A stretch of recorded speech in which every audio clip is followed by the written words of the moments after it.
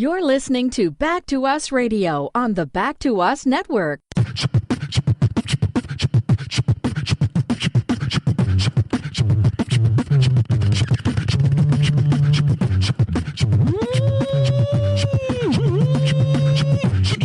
Ladies and gentlemen, you are now tuned into Table Talk Radio with Reggie Jackson. Reggie Jackson, comedian Reggie Jackson. Reggie Jackson, back to us. Wet. Dave, I can't believe it. It is our Hanukkah / Christmas / holiday / Kwanzaa show. Finally. You said Except finally. Hanukkah's over, though. Is it? Yeah. Oh, so you burned all your little candles out? Yeah. Was it fun? Did you get a present every day? Isn't that what y'all do? I did, and I lit them like 3 times out of 8. That's more than last year. So does it mean you get extra Jewish points? Yeah. Because you actually did it? That's what we're all about. It's not really about the presents. It's about the Jew points. That's the biggest theme of the holiday. Little known secret.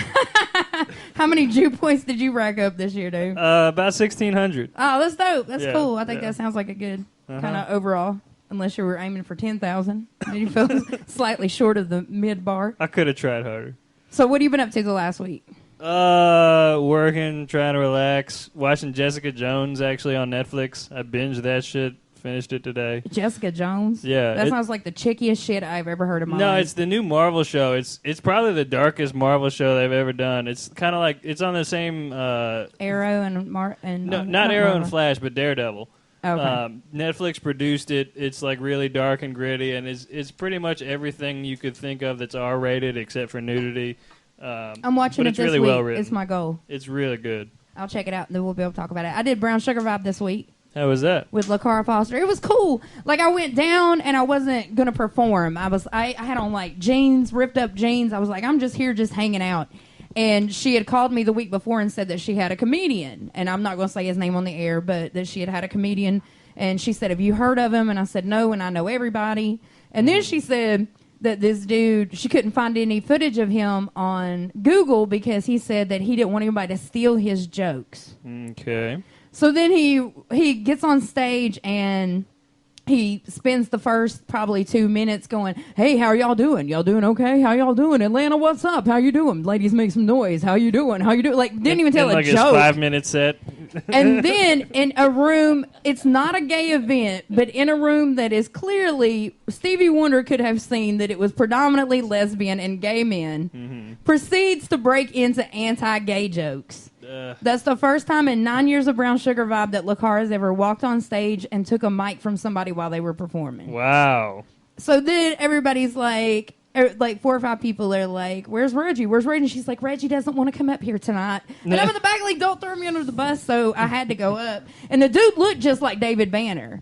Huh. Like, he was, like, extra tall. He had on his bow tie. Like, he looked sharp. He was a good-looking dude. But so I just got on the mic, and I was like, thanks, David Banner. And then everybody fell out. That's kind of all I said.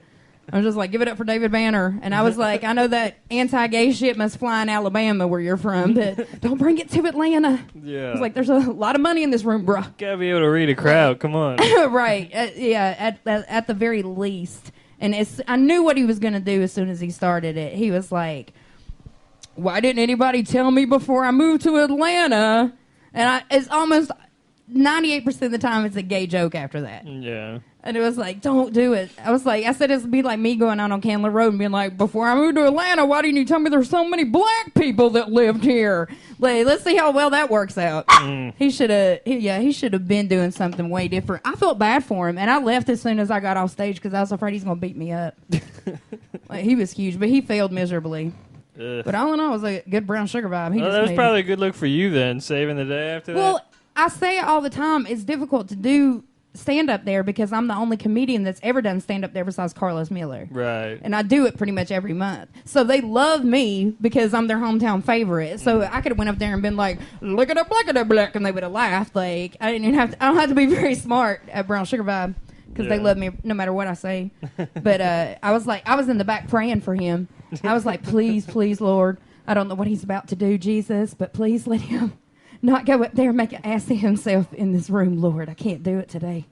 Yeah. So, yeah, that was my week. Just brown sugar vibe and getting ready to go home for the holidays. Yeah. So, I'm very excited. Are y'all ready? Yes. Are y'all excited? Yes. Y'all don't look excited. Oh, we're definitely excited. All right, today on the show, guys, we've got the guys from Good Food and Company. We've got Ernest Griffin. How y'all doing? Dion / Tay. Reggie, I already told you that ain't my damn name. Dion / Tay.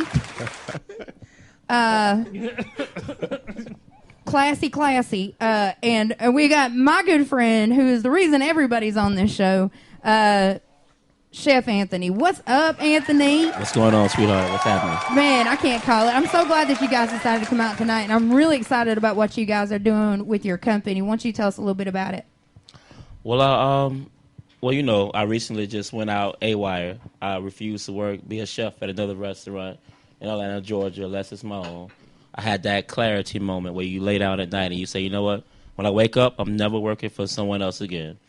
So I've been going through Atlanta, man, trying to find as many artistic people as I can, try to link up with them. We all have one common interest, and create this vibe, this movement. And we started a little group called what's more of a company now. It's called Good Food and Company. Good food has always been my thing, but now I look for the company, the people that can bring company to my good food. So we're doing that. It's got a lot of good things, a lot of good parties, man, and look out for that chitlin circuit coming soon. So. Yeah, I'm really excited about the chitlin circuit. I'm trying to double dutch my way into working with Anthony somehow. What's the chitlin circuit? What's the chitlin circuit? For those of us out here who don't know. The chitlin circuit was back in the days, Chubby Checker and let me think. I'm sorry. Chubby Checker, like Al Green, Richard Pryor. Uh-huh. Basically what we do open mics here in Atlanta now that's been done for years. Like you just go, you show up and you perform. Okay. Right. And back then, this is the 70s, man. You can't, 60s, late 60s, early 70s, you can't go into a place and be like, oh yeah, me and my people, we want to put on a show tonight. Look at you like you're crazy, So what they did, they started a group of a string of venues that anybody can go, whether race, gender, sexual preference. You can go in and do your thing. You can produce your own art in front of your own crowd. And that was more like the chitlin circuit back then, a place where people can go and be safe and, and perfect their craft. So what we're trying to do in Atlanta is kind of reenact that whole movement, man. I mean, if you've been to Atlanta, Georgia, it's talent out here, man, of all kinds, shapes. Very true. So we're doing the same thing out here. Cool. Good food, good music, good people. Anthony is one of my favorite chefs. I have to say that. I know you've said that a few times. I really, when he wasn't here. Yeah, even when he's not here, I still shout you out. Like Anthony really can cook his ass completely off. Yeah. Like, thank you. I can't stop thinking about it. Those goddamn salmon tacos. I swear to God, it was so good. And I know it was probably like the simplest thing in the world for you to really kind of make, but it was so good. Like, I'm a fan. Well, how long have y'all known each other? About 2 years. Yeah, a little longer than that. Maybe 2.5, 2.5, 2.5.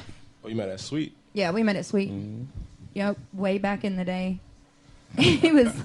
I remember when we were going through training. Like everybody else in training's like, hey, what's up? Good morning. What's happening? Anthony was not fucking with nobody. Anthony was just standing there like, man. You got to be an asshole at first. Not true. He's a personable person, but I remember during training I was just like, oh no, because you always got to make friends with the chef first. Yeah. And when you go into a restaurant, if you're working in a restaurant, I make friends with everybody in the heart of the house first, because that's where the food and the weed comes from. 9 times out of 10. And I love both those things equally, Jesus. So getting good with it. Definitely, you do not want to be on a negative space with your kitchen staff and be hungry for 12 hours one day. That's not a good look. Like, I ain't got no time. I'm good. Pack you a Snickers bar. So what do you guys do? What's your affiliation with Good Food and Company? Well, me, I'm pretty much...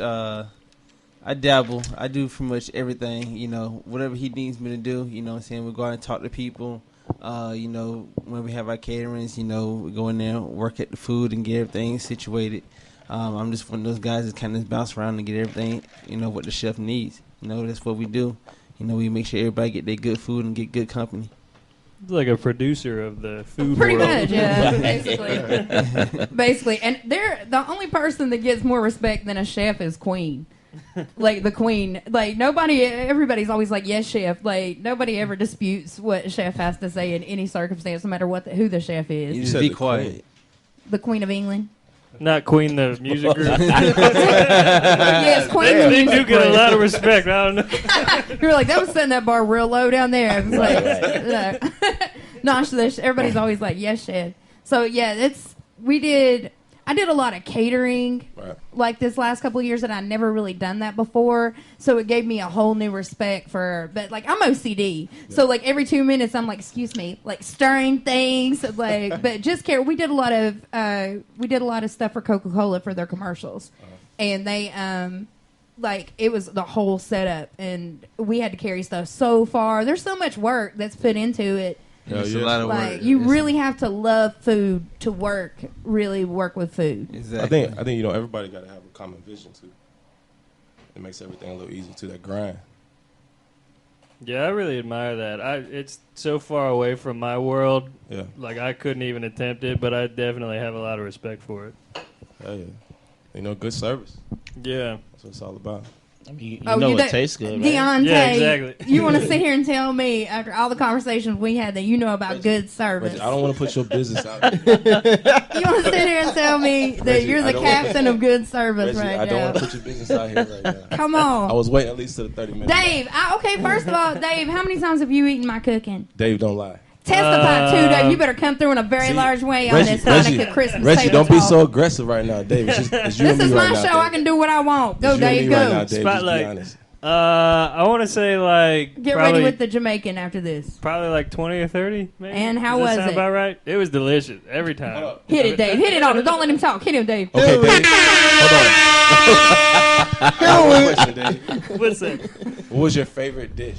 The sweet potato chicken lasagna. Hit it again, Dave. Don't let him say nothing. I heard about that. That must be her money dish. She said she's gonna put that same shit. That's a go-to He dish. is such a hater, Dave. go-to He looked at a couple of my pictures on Instagram Reggie. yesterday of some plates that I Yes. put up, Yes.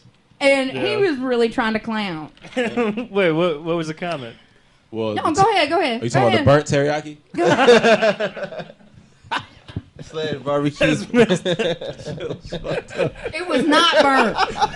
I'm gonna try to call Shasta right now. I I'm need gonna to try to see call this. Shasta. She ate it. Hold on, who is this? My best friend.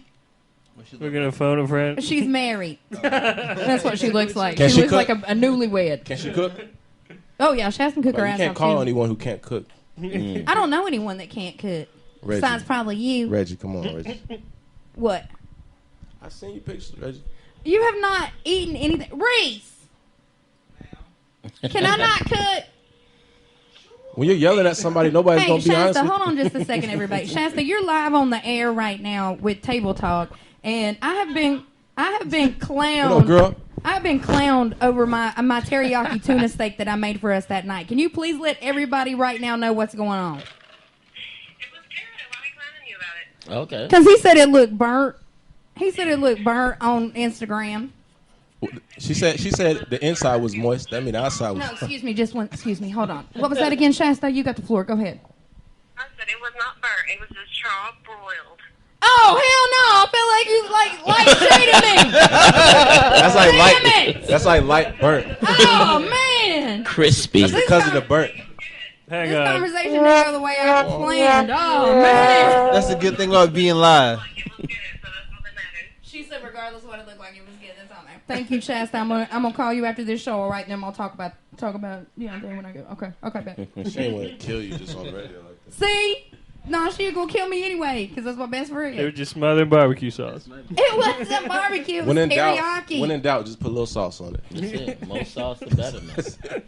Sauce. Sauce on her mask, anything. It'll cover up anything. Look, Anthony's the only person I couldn't be mad at. He was like, the more Sauce sauce, the better. And I was like, you're right, as usual, Anthony. So, what's the one thing that is a staple at you guys' house on the holidays? Like, what's